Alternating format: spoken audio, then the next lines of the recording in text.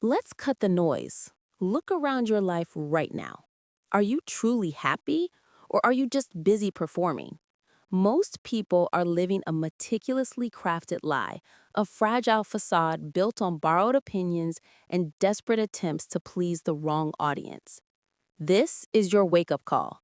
If you feel that deep, cold emptiness despite checking all the boxes of success, you're trapped. In the next few minutes, I will expose the 10 brutal signs that you are living a fake life. And more importantly, I'll give you the strategic roadmap to weaponize your authenticity against the manipulators. You think being real is just about feelings? No. It's the ultimate power play.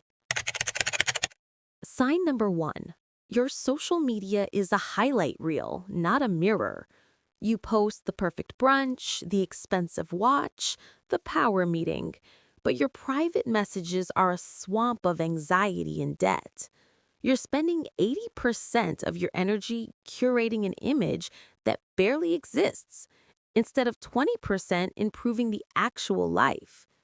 If the internet died tomorrow, would you still be proud of your actions today? If the answer is no, you were living for the likes of strangers. Sign number two, you are terrified of silence. You need constant noise, podcasts in the car, music while you work, the TV running while you relax. You are afraid to be alone with your own thoughts because your mind is where the truth lives. And that truth screams that you are settling. The authentic self is comfortable in silence. The fake self needs distraction to avoid facing its own bankruptcy. Sign number three, your compliments are always transactional. You don't praise people because you genuinely appreciate them. You praise them because you need something from them, a connection, a favor, a chance to climb the ladder. Your relationships are not connections, they are networking events. Authenticity gives freely. Fakeness demands a return on every emotional investment. Sign number four, you are addicted to being busy. You wear exhaustion like a badge of honor. You constantly overschedule yourself, not because you're important, but because being busy is a socially acceptable excuse for avoiding deep, meaningful work, difficult conversations, or genuine self-reflection. When you're constantly running, you never have to ask, what am I running from? Sign number five, you buy things to fill a void that only self-acceptance can fill. You upgrade your car, your wardrobe, your house, and the high lasts 48 hours. Then the emptiness returns, only now it comes with a monthly payment. You're trying to buy respect and validation that you refuse to earn from yourself. Authenticity is cheap. Fakeness costs everything. Sign number six, you haven't had an unscripted conversation in months. You have your elevator pitch ready. You have three stock answers for the question, how are you? You control every interaction because vulnerability feels like death. You've traded real human connection for polished, sterile control. Real life happens when the script breaks. Sign number seven, you constantly ask for advice but never follow it. You use the search for knowledge as procrastination. You read all the self-help books, listen to all the motivational speakers, and collect advice like rare stamps.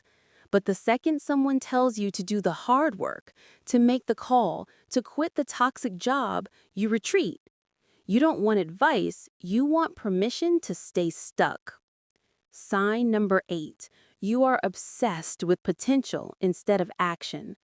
You spend all your time talking about the person you could be, the business you might start, the body you will get.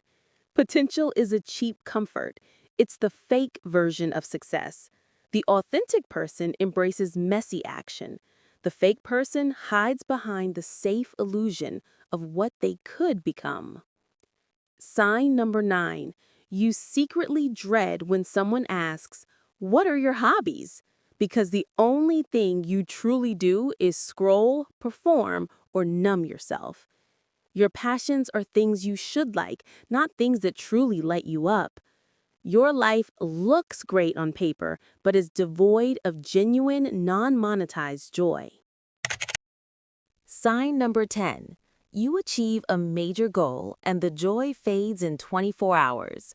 You got the promotion, you reached the subscriber goal, you bought the house, and the very next morning, the anxiety is back. Why? Because the goal wasn't yours. It was the world's definition of success that you adopted.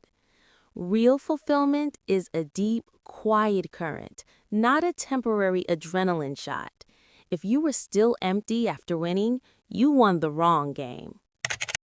Now, here is the roadmap to freedom. This isn't about feeling good. It's about becoming invincible.